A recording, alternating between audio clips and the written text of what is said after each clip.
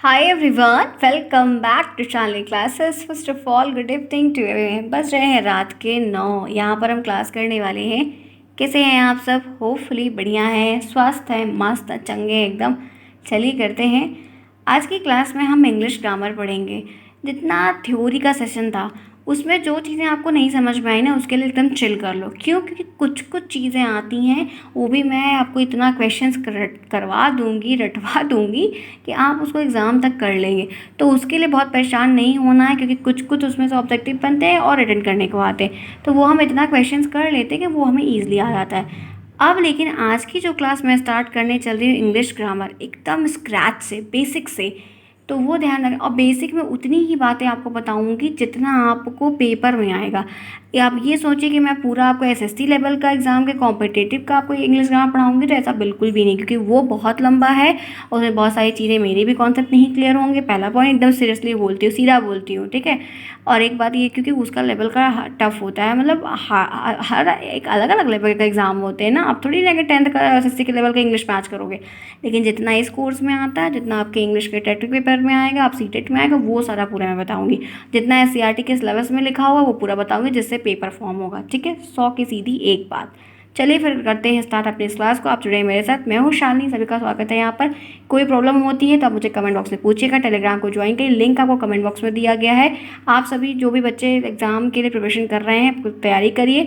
Latest series लीजिएगा, चाहे वो राजन की चाहे पवन की, दोनों बेस्ट है, कोई दिक्कत नहीं है। अगर एक बात ये ध्यान रखिए कि पढ़ने के लिए एक अच्छा सोर्स रखें। अगर आप कैपेबल हैं कि अच्छे से पढ़ सकते हैं, कर सकते हैं, काफ़ी अच्छे हैं, स्कोरिंग पढ़ने में बहुत अच्छे रहे हैं, शुरू से अच्छे रहे हैं, हर चीज़ अच्छी है, तो फिर ठीक है, कोई दिक्कत नहीं, आप पढ़िए करिए। नहीं है, प्रॉब्लम्स होती हैं, आपके नंबर्स नहीं अच्छे आते हैं, शुरू से रहा है, बहुत सारी चीज़ें रही हैं, तो डिलेट जैसे स्कोप इतना बढ़ रहा है तो कॉपी भी टाइट चेक होगी, रिजल्ट भी लेट आ रहा है, पीएनपी भी टाइट होगी, पेपर भी टफ बनने की उम्मीदें होंगी, क्योंकि जब नई नई चीज़ें होती हैं तो रूल्स रेगुलेशन चेंज होते हैं। तो पीएनपी में ऐसे कॉपी में कॉपी चेक करने में ढिलाई बढ़ता है, नंबर जल्दी को दिल खुश कर देता नहीं है। तो ध्यान रखो, गलती मत करना, नंबर एकदम फुलफिलमेंट के नहीं मिलते। बच्चा लिख के बहुत कुछ आता है, ये बड़ी दिक्कत की बात मिलती है, ठीक है। जो कहते हैं ना कि कुछ नहीं रहता है उसको बहुत नंबर मिलता है, जो बहुत है तो उसको कम मिल जाता है। ऐसा भी कभी कभी किसी के साथ होता है, अब क्या होगा नहीं पता है। तो आप पेशेंस रखो, चीज़ें अच्छी होंगी, प्रॉपर तरीके से पढ़िए। कोई दिक्कत है तो बताइएगा, टेलीग्राम जरूर जाएंगे, लिंक आपको कमेंट बॉक्स में दिया गया, कोई दिक्कत होगी तो बताइएगा। चलते हैं, देखते हैं, आगे बढ़ते हैं। फटाफट जिन्होंने क्लास को अभी तक नहीं लाइक किया है, फटाफट क्लास को लाइक करें। और आज बातें नहीं करेंगे, पहले समझेंगे और पढ़ेंगे। अदरवाइज जब रिजल्ट आएगा तो you are responsible for your result, I am not responsible. क्योंकि मैं क्लियरली पढ़ाने से पहले बात बोल रही हूँ, क्योंकि आप बातें ज़्यादा करते हो, सबके सब, लड़कियाँ खासकर, ठीक है। पढ़ लीजिए, फिर उसके बाद ये सब कुछ, ठीक है। पहले पढ़ लीजिए, पढ़ना ज़रूरी, पढ़ने के बाद करिए। चलिए आइए देखते हैं कि क्या चीज़ें हैं। सबसे पहले हम जानते हैं कि जब हम इंग्लिश ग्रामर पढ़ते हैं, चीज़ों को शुरू करते हैं, तो हमें सेंटेंस के बारे में बताया जाता है कि सेंटेंस क्या है, वाक्य क्या है। क्योंकि हमें जो बातें बोलते हैं ये हिंदी में तो आती है, लेकिन इंग्लिश में प्रॉब्लम्स होती है। तो सब सेंटेंस होता है, उसके कुछ पार्ट्स होते हैं, काइंड्स होते हैं, टाइप्स होते हैं, बहुत कुछ है। लेकिन इस लेवल से पूरा नहीं दिया है, इसलिए बहुत नहीं घुसेंगे, ऊपर ऊपर का जानेंगे, ठीक है। जैसे एक आपसे क्वेश्चन बनता है, हमेशा बहुत बार लिखने को आया है, बहुत ज़्यादा टाइम आया है, तो ये अब इंग्लिश ग्रामर की नोट्स बहुत इंपॉर्टेंट है, ध्यान रखना। तो यहाँ पर इंग्लिश में सेंटेंस है, सेंटेंस क्या होता है आपको पूछता है, what is sentence, explain about sentence, what do you mean by sentence, क्या है सेंटेंस, सेंटेंस सेंटेंस। तो ये जो सेंटेंस यहाँ पर है, इसकी एक छोटी सी डिफिनीशन है जो कि हम बहुत पहले से पढ़ के आए हैं। वो ये है, a sentence is a set of words. A sentence is a set of word. जैसे Ram is going, Ram is going, तो इज एक हेल्पिंग वर्ब है, लेकिन गोइंग, गोइंग एक वर्ड में आएगा लेकिन क्रिया है, ठीक है। और राम एक नाम है। तो ये दो तीन चीज़ों को मिलाकर एक सेंटेंस है, Ram is going, Ram going to school. तो ये क्या है, एक वाक्य बना। लेकिन राम, गोइंग, इज, स्कूल सब क्या है, अलग अलग noun, verb, adverb, adjective, helping verb, ये सारी एक्टिविटीज, मतलब अलग अलग चीज़ें हैं। तो ये आपको समझना होगा, ये आपको पता होगा, तभी आप सेंटेंस बना पाएंगे। तो वही सेंटेंस के बारे में परिभाषा में ये लिखा रहता है कि a sentence is a set of words. Sentence जो होता है वो वर्ड्स का एक सेट होता है। Sentence is a set of a word that is complete in itself, जो खुद में कंप्लीट होता है। सेंटेंस वो होता है जिसका खुद का एक sense, sentence is a set of words which have sense, जिसका खुद का कोई मीनिंग निकल रहा है।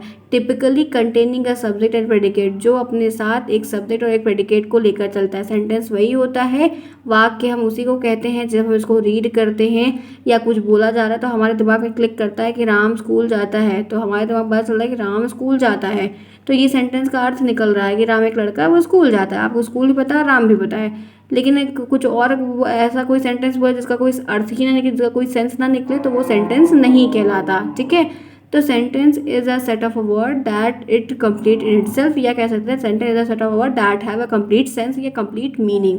आप ये भी लिख सकते हैं। और एक बहुत अच्छे से डिफिनेशन, क्या आपको कोई और परिभाषा अगर याद है तो आप लोग कमेंट बॉक्स ज़रूर बताइएगा। आप लोग उसको भी ले सकते, कोई ज़रूरी नहीं कि आपको यही लिखना है। ठीक है, जो आपको याद हो वो लिख सकते हो, लेकिन परिभाषा सेंटेंस की ज़रूर याद रखिएगा, आएगी 100% है। समझ में आई बात? क्लियर हुआ कॉन्सेप्ट? बहुत बेसिक तरीके से हम यहाँ पर बता रहे हैं, समझा रहे हैं, दिक्कत होगी तो बताइएगा। अब चलिए और आगे बढ़ते कुछ और चीज़ों को समझते हैं तो चीज़ें ईजी हो जाएंगी। जैसे इस सेंटेंस के 2 पार्ट होते हैं, सभी के 2, 3, 4 पार्ट होते हैं, तो इस सेंटेंस के भी 2 पार्ट होते हैं। They are 2 type of sentence. Part में कहते हैं, टाइप नहीं, पार्ट में मतलब उसका अंग या हिस्सा। तो एक सब्जेक्ट होता है, दूसरा प्रेडिकेट होता है। ठीक है, एक पार्ट होता है सब्जेक्ट, एक पार्ट होता है प्रेडिकेट। समझ में आई बात? ये ध्यान रखिएगा, ये आपको MCQ से पूछ लेता है, बच्चे गलत करके आते हैं, कभी कभी 3-4 टाइप लिख के चले आते हैं, क्योंकि असर्टिव सेंटेंस, इंपरेटिव सेंटेंस और ये सेंटेंस, तो काइंड और टाइप और पार्ट में बच्चे कंफ्यूज रहते हैं, उनको पता ही नहीं रहता है। तो अगर संख्या टिक करने को आ गई तो बच्चे वहाँ गलती कर देते हैं, तो वो ध्यान रखना। तो पार्ट जो है वो 2 है, एक सब्जेक्ट एक प्रेडिकेट। ठीक है, एक जिसको सब्जेक्ट को हम इंग्लिश में क्या कहते हैं, कर्ता कहते हैं, सॉरी हिंदी में कर्ता कहते हैं, और प्रेडिकेट को विधेय कहते हैं। ठीक है, उद्देश्य और विधेय कहते हैं, तो ध्यान रखना, गलती नहीं करना। फिलहाल हिंदी में और एक बात, इंग्लिश की राइटिंग आज से ही 1 पन्ना डेली लिख लो, वरना गलती करोगे नंबर भी कटता है, सच है। और दूसरा जानते हैं, अगर इंग्लिश राइटिंग राइटिंग अच्छी रहेगी थोड़ा और बढ़िया रहेगा, लिख भी पाएंगे और आपके ये सेक्शंस तैयार होते रहेंगे। आइए अब बात कर लेते हैं, जब सब्जेक्ट का हमने चर्चा कर ही लिया तो सब्जेक्ट है क्या। आज बेसिक स्टार्ट कर रही हूँ तो सिर्फ जितनी इंपॉर्टेंट चीज़ें वो बताऊँगी, कल और इसके आगे बताऊँगी, एक के बाद एक की क्लासेस होती चलेगी। सब्जेक्ट के बारे में कि सब्जेक्ट क्या होता है, सब्जेक्ट की परिभाषा लिखिए। इसमें इंग्लिश ग्रामर में डिफिनीशन वगैरह लिखने को खूब आती है। ठीक है, अब कौन सी आएगी ये नहीं पता है, लेकिन आती है। तो सब्जेक्ट की परिभाषा लिखिए, सब्जेक्ट, और इंग्लिश में ही लिखना है, और इंग्लिश का पेपर इंग्लिश में ही रहेगा, इसमें हिंदी में नहीं लिखा रहेगा, पूरी कॉपी इंग्लिश में ही लिखनी होगी, ध्यान रखना, हिंदी बिल्कुल भी नहीं यूज़ करना।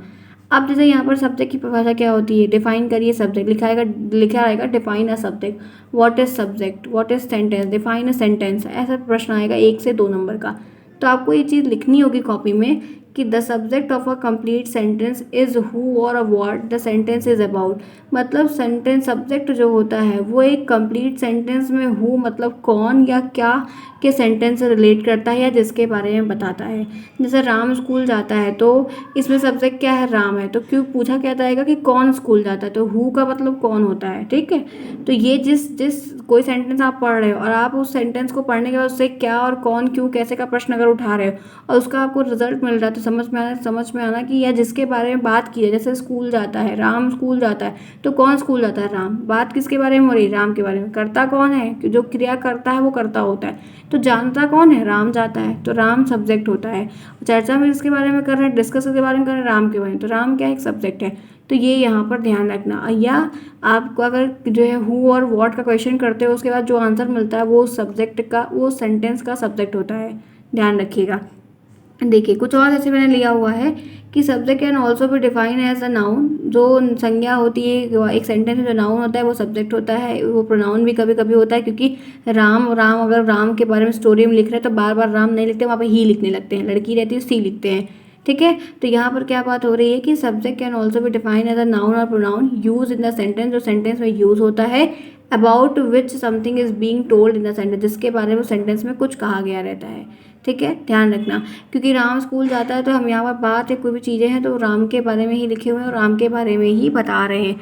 तो ये बेसिक चीज़ आपको प्रॉपर तरीके से पता होनी चाहिए।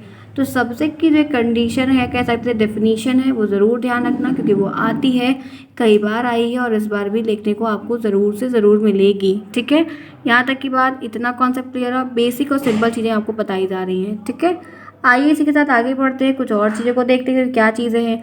तो देखिए आपको ऐसे लिखने को आएगा कि सब्जेक्ट को डिफाइन करिए और उसके कोई 2 से 3 एग्जांपल्स लिखिए। ये आएगा लिखने को कि right about subject and given 2 examples. तो आपको जैसे सब्जेक्ट को जानना है, तो एग्जांपल में पहला है कि the children are playing in the park. बच्चे पार्क में खेल रहे हैं, बच्चे पार्क में खेल रहे हैं।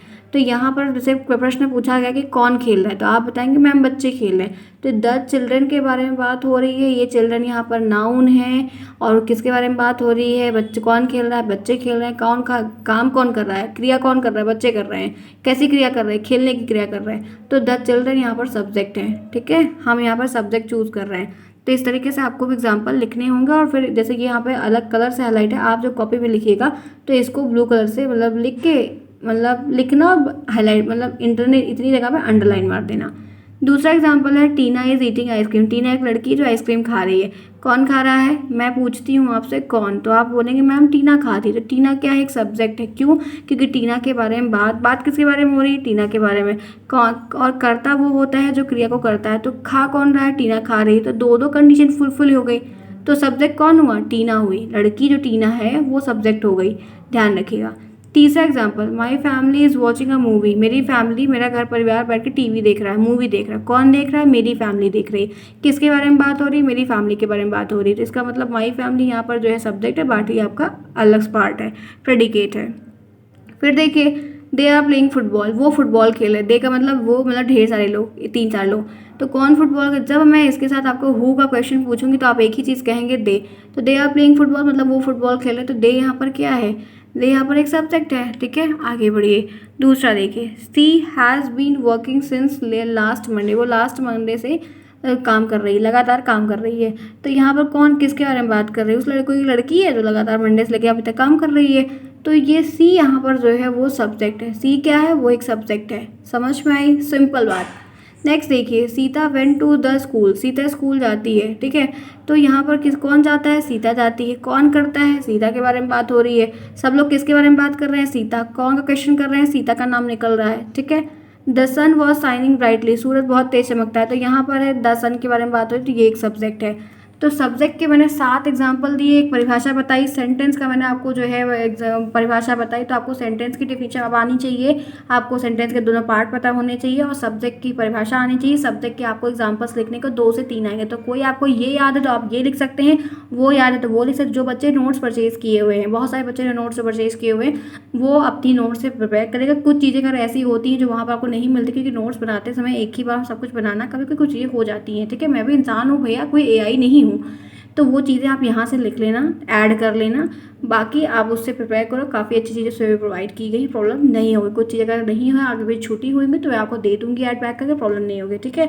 और नोट जितने भी बच्चे लिए वो अपने नोट से ही तैयारी करें, उनके लिए वो बहुत इनफ है, बेनिफिट है। मुझे नहीं उम्मीद है कि किसी को निगेटिव रिजल्ट देखने को मिलेगा, ठीक है। अब अगर नहीं लिख के आओगे तो मेरी कोई जिम्मेदारी नहीं होने वाली, क्योंकि नहीं लिखोगे तो मैं क्या करूँगी। अच्छा चलो, इतनी देर मैंने आपको क्लास दी, बताया। अब फटाफट क्लास को लाइक करिए, जिन्होंने अभी तक क्लास को नहीं लाइक किया। ये इंग्लिश ग्रामर की शुरुआत है, कर रही हूँ मेहनत, आप भी लगो, हो जाएगा।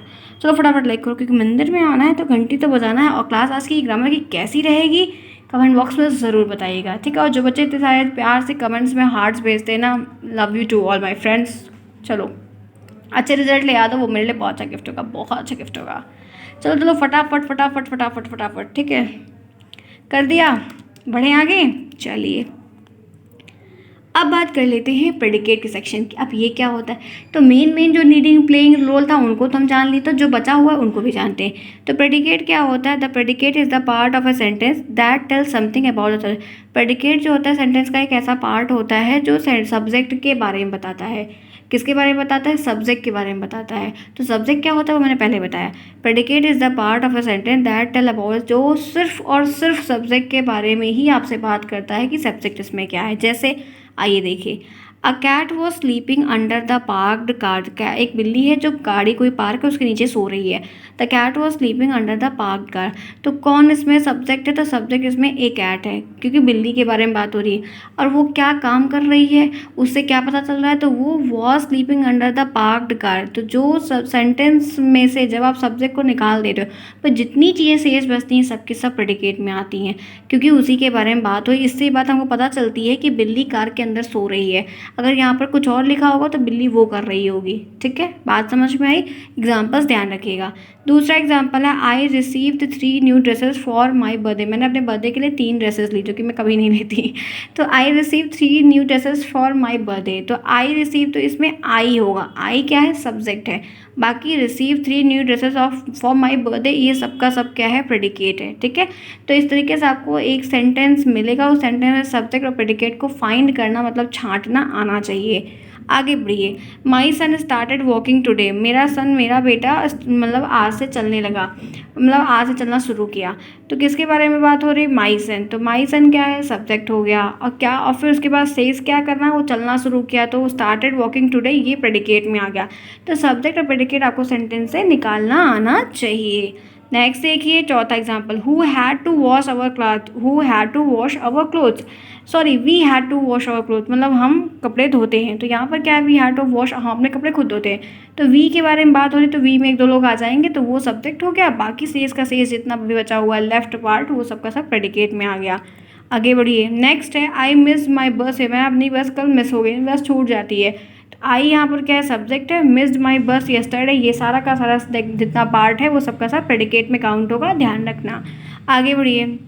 They had gulab jamun for, मतलब रात के डेजर्ट में गुलाब जामुन है।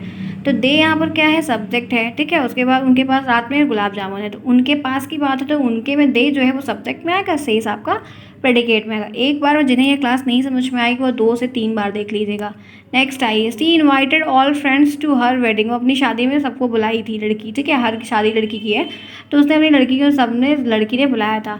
तो शी यहाँ पर क्या है, सब्जेक्ट है, और invited all her friends to her wedding, खुद की शादी में बुलाया था, तो वो आपका प्रेडिकेट है। ठीक है, ध्यान रखिएगा। आगे बढ़िए। 3 children did not go on the field trip organise by the, 3 बच्चे ऐसे हैं जो स्कूल की जो ऑर्गेनाइज गई थी ट्रिप, उसमें ट्रिप नहीं गए। तो कौन नहीं गया, 3 बच्चे। तो 3 बच्चे ही मेन लीडिंग रोल पे हुए, क्योंकि उनके बारे में सब डिस्कस कर रहे थे। तो ये क्या है, सब्जेक्ट हो गया। Did not go on the field trip organise by the school, ये आपका प्रेडिकेट हो गया। तो सब्जेक्ट और प्रेडिकेट आपको सेंटेंस में से निकालना आना चाहिए। ठीक है, नेक्स्ट देखिए, the teacher asked the student to stay quit, मतलब उनसे पूछते, मतलब टीचर्स से, टीचर और बच्चों की बात हो रही है। The teacher asked the student to stay quit, वो चुप रहने के लिए। ठीक है, तो सब्जेक्ट यहाँ पर क्या होगा, द टीचर हो गया। Asked the student to stay quit, तो क्वाइट, तो वो यहाँ पर क्या है, वो प्रेडिकेट में आया। नेक्स्ट देखिए 10th, I started raining around noon, sorry I started raining around noon, तो यहाँ पर it started raining around noon, तो यहाँ पर इट क्या है, वो सब्जेक्ट आएगा। स्टार्टेड रेनिंग अराउंड नून, ये आपका प्रेडिकेट में आएगा। तो इस तरीके से आप कर पाएंगे। ठीक है, देखिए 2 क्वेश्चंस भी मैं साथ में लेकर आई कि आप इसके बाद 2 क्वेश्चंस भी तत्काल में ही देखो। जैसे व्हाट इज सब्जेक्ट, एक बेसिक सा क्वेश्चन जो कि एग्जामिनर पूछते हैं, आप क्या नहीं पूछेंगे तो अलग बात है, लेकिन व्हाट इज सब्जेक्ट, तो आप लिखोगे या बताओगे, the term subject refers to the doer of the action of a sentence, मतलब उस सेंटेंस जो करता होता है। It is either a noun भी हो सकता है, प्रोनाउन भी हो सकता है, या नाउन का कोई फ्रेज हो सकता है। देखो क्या, ऊपर जो परिभाषा बताई थी वो अलग है, यहाँ पर जो लिखा मीनिंग सबका वही है। अब आपको इसमें से जो इजी लग रही है वो आप लिख लो, जो आपको और कोई इजी लग रही है तो आप वो लिख लो, कोई जरूरत आनी चाहिए आपको, वो मतलब होना चाहिए। नेक्स्ट है, what is a predicate, A predicate contain the verb that represent the action done by the subject, ये प्रेडिकेट वो होता है जो वर्ब को कंटेन करता है, और ये जो सब्जेक्ट के द्वारा जो एक्शन किया जाता है उसको दर्शाता है। तो इतनी बात आपको बहुत ही ऑनेस्टली आपको ध्यान में समझते हुए रखनी है। ठीक है, यहाँ तक बात समझ में आई, क्लियर।